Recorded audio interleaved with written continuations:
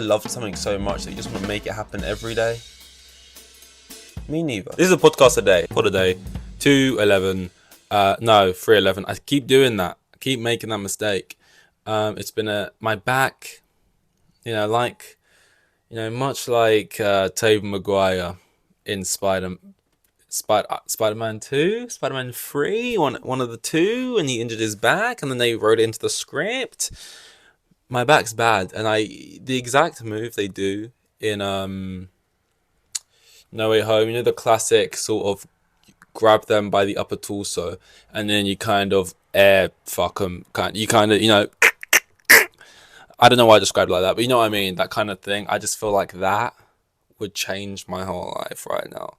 That one move, it's kind of like, usually when your back's a bit tight, it's like you get on a chair, you sort of turn. When it's like up, it's like this unscratchable itch. Like you just can't, no matter, you contort yourself and squeeze yourself into all these different shapes and sizes, right? And you just can't quite get that click. And, you kind of just need someone to sort of just kick you and do it for you.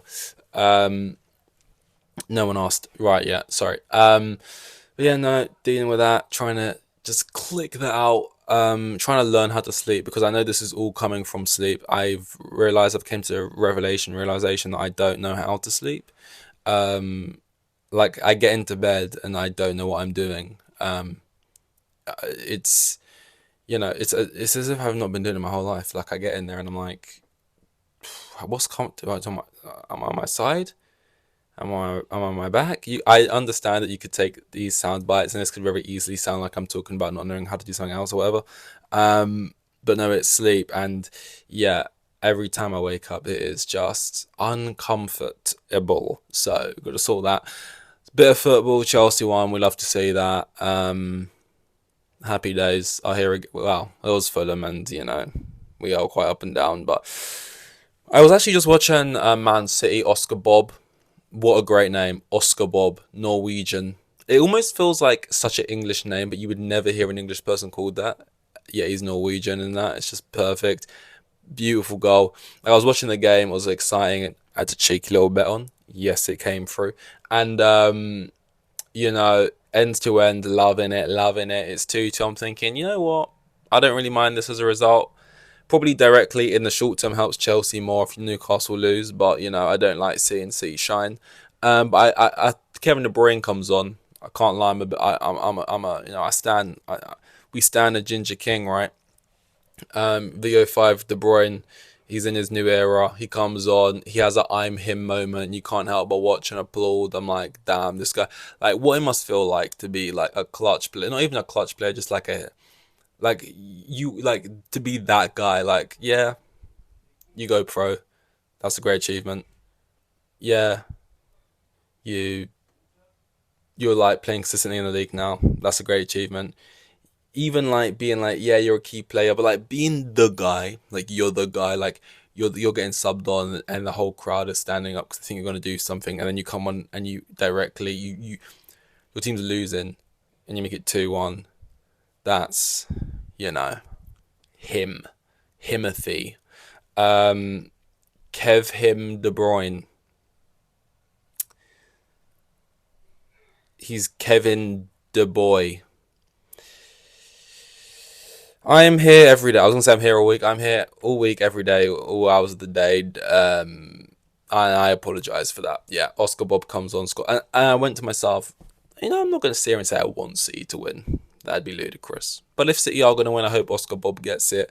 Kevin De Bruyne plays an amazing pass. Oscar Bob with a incredible first touch, second touch, third touch into the goal. It's just like, wow. And the commentary nowhere gave that goal anywhere near enough credit. It was a last-minute winner from like a 20-year-old academy kid off the bench with an amazing bit of skill and composure, and they just didn't have anywhere near maybe if it was at home and it felt like the whole crowd was like celebrating it more, they would have given it the commentary it deserved. But I just felt like the commentary for it was a bit,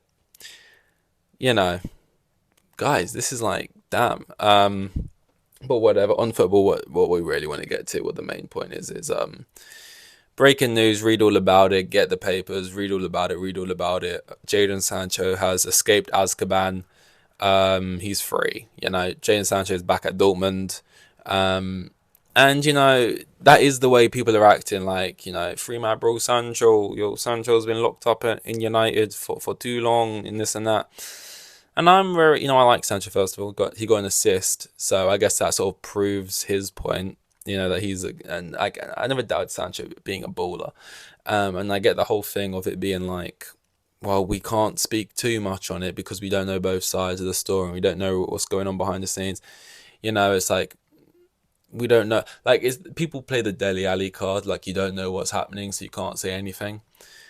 And it's like, yeah, I know the central heating at United's fucked, and like, they've got rats in the kitchen, and they got like, the same staff from like the 40s or whatever, and it's like, you know, they're printing, the names and numbers on the back on the shirts with like, you know, Linda's iron. They're just using, like apparently it's all just ramshackled, and I get it. Shit runs downhill, and there's probably bigger issues happening throughout the club and this and that. And Ronaldo's walking around and he's throwing his toys out the pram, and they ain't got any mineral water. They've only got smart water, and it's a joke. I get it. Smart water don't taste great. I get it. Right, things aren't perfect there, and I get players and people fall out. Sancho's clearly falling out of Ten Hag, and I get it. It's not perfect there, but like, to play that card so heavily and be like, well, we don't know what Sancho was going through, and well, we don't know what happened though. We don't, like, that is too open ended. Where you're alluding to like now incriminating stuff, or like things that are like so heinous bit that have been done to him, and it's like, we don't know what's happened. I need to hear clearly sort of the ins and outs exactly of what's gone down to know if I'm like, what, fair's how you've reacted, or fair's how you've reacted, right? But playing that card so heavily, like, well, we don't know though. Like, come to be fair to Sancho, for the way he's reacted so firmly. If then I have to imagine a world for him to be the way he's reacted, for it to have been something real bad, because like, I don't know, like it appeared to me that Ten Hag's whole point was, I don't think you're training to a high enough level and you're late all the time, and apparently both of those things were true. But it just rubbed Sancho the wrong way that Ten Hag, I guess, made it public in the way he did, seemingly because it was an emotional response because his team didn't win, which I get. And I also don't like when managers do that. Like, I have no problem with Pochettino wanting Madueke, I think is how you pronounce it, not out partying, or not cool partying at least, or especially around results that aren't favourable for the side. Maybe he wants him to train a bit harder. I don't mind that. Obviously that's his thing to have with Madueke right behind the scenes, and tell him, I want you at this level, and if you're not meeting the level, then you won't play. That's fine. What I don't like though is how Pochettino speaks about it in the press. Like, I don't like quotes where he's like needlessly, like, he's playing well. He gets 2 goals, 2 games. One's a winner. One's a lovely finish. And the first thing he's saying in press is like, well, it nearly took him 6 months, but he's finally learnt the standards. It's like, I prefer a Pep approach. Pep will always like defend his players in the press, and he'll say the shit he needs to say behind the scenes. He'll probably bollock people behind the scenes, but like, to the press, it's all about protecting the family, the unit, and so I get that. But the way everyone was, Sancho finally leaves, he's kissing the badge immediately. Players are like sending him love hearts. It's like, it's like, welcome back party, like he's back from like 20 years inside or something. His hair's all grown out, his beard's scruffy and that, and now he's finally shaped up, he's looking good. It's like, fresh out, new year, new me type thing, and he's out in Germany where he's a proven league for him, where he knows he can play well. Get back to that, raise your stock up a little bit, remind people that you're good at football. But like, ultimately, for me, you can't really do any finger in the air. He hasn't done that, but like, you can't do any finger in the air celebrations or silence any haters yet until you like re-sign for a Premier League side, and like, sign for, I don't know, whoever in the Prem, score against United type thing, or get more goal involvements in the league over the season than like Anthony or their current wingers, and then I think then he would have finally silenced it. By the way, he is on like a loan at the moment. I don't know if there's a buy option or whatever on the end of that, but he's there on loan. His parent club is still United, and first day for his medical, which apparently he was late for as well. He is making sure he's kissing that badge like firmly. This is home. He's called it home. He was there for like 2 years, but Dortmund is home. And they all love him there. Royce seems to love him. They all love him. The club wants him back. So clearly, he didn't piss those people off that much. He's got an assist in his first game. So fair play, fair play. Don't know what's happened there, but it is mildly funny, the whole Sancho thing. Um, but yeah, that's that. I ain't really anything else to say on it other than that. But ultimately, he's meant to be in like England plans and that, and ultimately, said ultimately twice there needlessly. You got a World Cup coming up, and he wants to be in the conversation. I mean, currently our wingers right now, a lot of people who you would say would be shoo-ins like not long ago, don't really seem to be. It's a little bit worrying. Like some people saying we should be going into this winning this type thing. I don't even know if our squad looks that good on paper. I mean, Harry Kane's banging goals in Germany at the moment, but like Rashford's not been at it for a while. Mount, I mean, Mount's never looked great for England. He's never really translated that well for England. It's kind of the way he gets played. He gets played for England similarly to how Ten Hag plays him at United in like as like a centre mid, which he can play well as a centre mid, but not consistently really. He played in like a front three when he was at his best form in Chelsea, in like a five at the back formation. So don't know. Who else? Like Sancho obviously ain't been there. Who else are who? I guess Saka's still doing well. He's like a strong winger for us. He's not been taking Sterling to any of his camps, so I don't know. But anyway, off the football stuff. I hate Actually.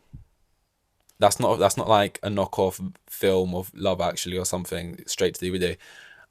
Actually, people, or I mean, basically, I was editing yesterday's and I noticed that I said Warsaw is in Russia, and then while editing it, I was thinking, is it? No, no, it's not. It's in Poland, right? Warsaw's in Poland. I think I haven't double checked this, but I think it's in Poland. I think I was thinking of Moscow or Moscow, as some people say, each to their own. And I was just very grateful that no one actually listens to these yet, because it wouldn't take you many people, 10, 20, and you would already get at least one person in that stepping out of their way to go, actually Warsaw's in from Russia, learn your geography or whatever. And it's like, they're both that similar part of the region. It's very doable. It's whatever. And it's like I saw what did I see? It was something like this. Oh, someone was like, it was like, when someone makes a whole huge paragraph, they've got Twitter blue, they've got as many characters as they want or whatever, and they're speaking about something and they're making a wider point. And also like a light-hearted point they was making. And it was like about accents and how it's hard to understand people from different parts of the UK or whatever. And they said something like, how do British people understand Scottish people and like Northern Irish people and that? When I see British people understanding Scottish people and Northern Irish people, it's like, whoa! It's like watching a Star Wars character understand a what's that fat bitch called? Jabba the Hutt type thing. I've never seen Star Wars really, but like one of these big alien characters and understand them, but us as the audience don't get it type thing, because basically the accents or whatever, I don't know, it's hard to understand. And it's like that they were making like a wider point. It was also like a light-hearted point, and it was like just so many comments, just people loving to be the smug little like, I can actually take this opportunity to educate you here, being like, Scotland and Northern is in Britain, because she said British people, referring to English people, but called them British, and then spoke about another part of Britain as if it's not British. And it's like, I know people love to play the dumb American card and that, but like when you actually deep it, if you're not from here, it's really just pedantic stuff that doesn't matter, and why would anyone really know that? Like, how many states are there in America? Like 50, 52. It was one of those two options, right? It's like, how many can I name you? It's like, if you ask me to name you some states, I'll probably name you a couple cities. Like, I don't think Chicago's a state, only because I was bored recently. I did like a Sporkle quiz on my own. I know it's sad. I was just on my laptop, literally in a dark room, doing Sporkle geography quizzes because I was bored. Um, and did one, and I was like typing in states. I was like trying, how many could I even name? And I like realized basically like seven.